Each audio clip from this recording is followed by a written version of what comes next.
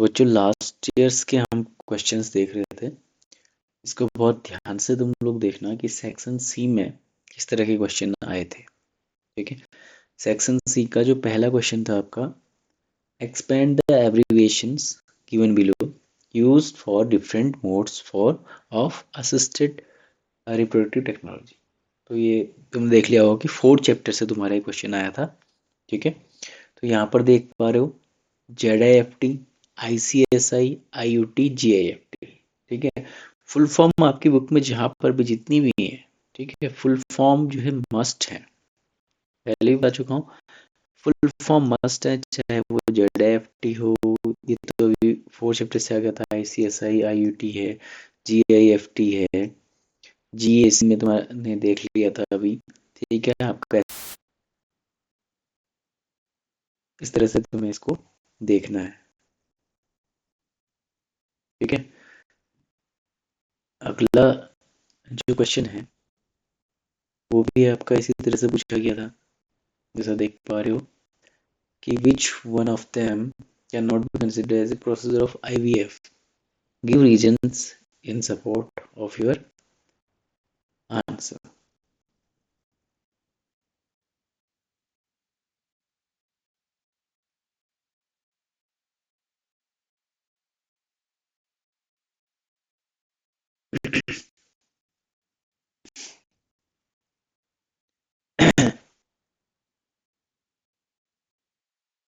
सो यहाँ पर क्वेश्चन समझना करेक्टली कि आपको जो ऑप्शन दी थी उससे रिलेटेड क्वेश्चन है कि इनमें से कौन सी, ठीक है, कौन सा एक प्रोसीजर है जिसको आप IVF में कंसिडर नहीं कर सकते, कैन नॉट लिखा है यानी कि नहीं। ठीक है, नहीं सकते, तो consider as a procedure of IVF का प्रोसीजर नहीं है। ZIFT है, ICSI है, GIFT है, अब IUT क्यों नहीं है? ठीक है, तो इंट्रायूटेराइन डिवाइस आपको पता है कि एज ए कॉन्ट्रासेप्टिव मेथड ये यूज करी जाती है। ठीक है, तो ये छोटा सा कॉन्सेप्ट होता है, एक लाइन में आपने लिखना होगा तो 1 नंबर आपका यहाँ पर पूरा हो जाएगा, पक्का हो जाएगा। ठीक है, सिंपल सा ये आंसर था। ठीक है, तो ये 3 नंबर का एक क्वेश्चन था। अब जैसा इसमें था कि सेक्शन सी में तुम्हें ऑप्शन मिलेगा। ठीक है, अब वो ऑप्शन देख लो और करके। ठीक है, वैसे ही बहुत सबसे इजी क्वेश्चन मुझे लगा कि क्वेश्चन इजी था ये। ठीक है, अगर किसी बच्चे को इसमें लग रहा है कि हाँ कुछ किसी एक की फुल फॉर्म नहीं आ रही है तो वो और में उसने अटेम्प्ट करने की कोशिश करी होगी, तो और में देख लेते हैं कि क्या है। ठीक है, तो इसमें और में क्या दे रखा है, आपको एक ऑप्शन दिया गया है कि या आप ये वाला क्वेश्चन करिए, इसमें भी आपको 3 नंबर मिल जाएंगे, एक नंबर के 3 क्वेश्चन है, 1 2 3। तो यहाँ पर आपको लेकिन डिफ्रेंशिएट करना पड़ेगा पेरिस्पर्म और पेरिकार्प में। ठीक है, पहला तो क्वेश्चन ही आ गया था कि पेरिस्पर्म और पेरिकार्प, तो आपका ये चैप्टर अगर तुम्हें रिलेटेड है, ठीक है, वैसे न्यू बुक के हिसाब से बेस्ट चैप्टर हो गया, ओल्ड बुक के हिसाब से सेकंड चैप्टर आपका ये है। ठीक है, सेक्सुअल रिप्रोडक्शन इन आपका जो है एंजियोस्पर्म में। ठीक है, या फ्लावरिंग प्लांट्स में मेनली। सो पेरिस्पर्म पेरिकार्प में क्या डिफरेंस है? ठीक है, तो ये आपको पता होना चाहिए। उसके बाद सिनकार्पस पिस्टिल और एपोकार्पस, इसी कॉन्सेप्ट की चीज आई है। सिन माने जोड़ना, एपो मींस फ्री, बहुत बार बता चुका हूँ, कार्पस कार्पल से रिलेटेड। तो इस तरह से जो है ये भी बहुत इजी क्वेश्चन था, ये भी आप कर सकते थे। प्लूम्यूल और रेडिकल, ठीक है, ये भी कॉन्सेप्ट से रिलेटेड क्वेश्चन था। तो सारे जो क्वेश्चन थे आपके ये सेकंड चैप्टर से ओल्ड बुक, फर्स्ट चैप्टर से न्यू बुक, ठीक है, से रिलेटेड है। तो मुझे लगता है कि कोई किसी ने ये किया होगा, किसी ने ये किया होगा, लेकिन ये दोनों क्वेश्चन जो है इजी थे, तो सिंपल यहाँ पर आंसर बन सकते हैं इसमें। ठीक है, 3 नंबर पूरे आ सकते हैं। अब देखिए नेक्स्ट क्वेश्चन क्या था, treatment of waste water is done in a sewage treatment plant to make it less polluting. ठीक है, सिंपल सा है कि सीवेज ट्रीटमेंट से क्वेश्चन आया आपका, सीवेज से बहुत इंपॉर्टेंट टॉपिक है आपका, सीवेज से आपको बड़े में भी दे सकता है, छोटे में भी दे सकता है, तो आपको ध्यान रखना पड़ेगा।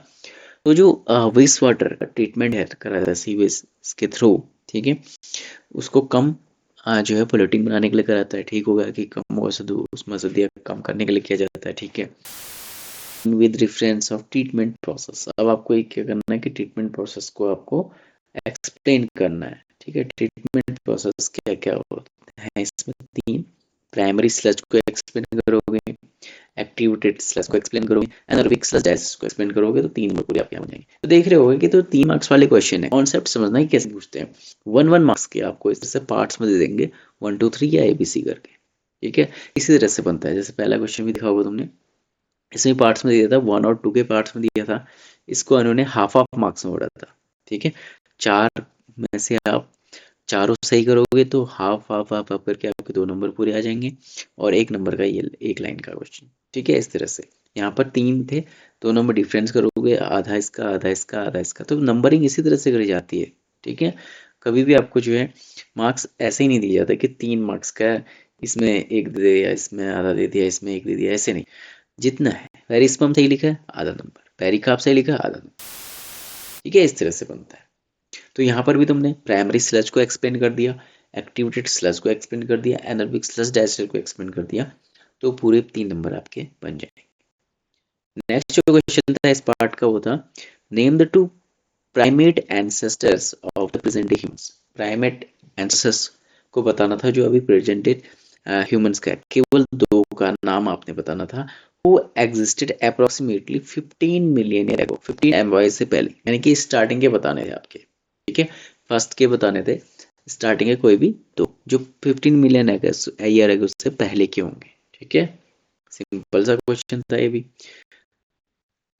ह्यूमन इवोल्यूशन का क्वेश्चन है। According to geological records, when and where did Australopithecus live? ठीक है, तो ऑस्ट्रेलोपिथेशियंस कब लिव करते थे, ठीक है। तो ये कब रहते थे, कितने ईयर एगो, ये आंसर लिखते हैं 1 नंबर पूरा, ठीक है। तो इसमें सिंपल क्वेश्चन आते हैं, बस आपको माइंड में है चीजों को देखना पड़ेगा कैसे क्वेश्चन आ रहे हैं इससे, ठीक है। अभी और भी मैं क्वेश्चंस लेके आऊंगा तो उसमें आपको क्लियर हो जाएगा कि PYQ में कैसे कैसे क्वेश्चन आए हैं इस टॉपिक से रिलेटेड। जैसे अगला है, give 2 differences between Homo habilis and homo erectus, में 2 डिफरेंस बताने थे आपको, ठीक है। तो यहाँ पर भी आपके हाफ ऑफ मार्क्स में 1 नंबर का ही क्वेश्चन भी था, ठीक है। तो इस तरह से 3 मार्क्स का ये भी था। अगला क्या है, with the help of schematic diagram only show in 3 steps, 3 step में दिखाना था कि the formation of recombinant DNA by the action of restriction endonuclease eco R1 and DNA ligase, ठीक है। तो यहाँ पर साफ साफ लिखा है, ठीक है। जब भी आपको स्कीमेटिक डायग्राम ओनली साफ साफ क्वेश्चन में दिया है तो यहाँ पर आपको जो है एक भी लाइन जो है ऐसे नहीं लिखनी है कि दीज आर फॉलोइंग स्टेप्स, ये वो, ठीक है। आप सिंपल से डायग्राम बताएंगे, सिंपल लिखेंगे कि स्कीमेटिक डायग्राम ऑफ, ठीक है, रिकॉम्बिनेंट DNA, हेडिंग बन जाएगी, ठीक है। उसके बाद जो है आप जो भी स्टेप्स उसके हैं, जो है 3 स्टेप्स होते हैं, ठीक है, वो आपको जो है बताने होंगे। डीनेचुरेशन, ठीक है, आपका एक्सटेंशन, एनीलिंग, इस तरह से जो है तुम्हें इसको बताना होगा, ठीक है। सिंपल सा है। और कैसे इसको जोड़ा जाता है इसके बारे में मतलब वो, लेकिन फिगर को बार बार बोलता हूँ कि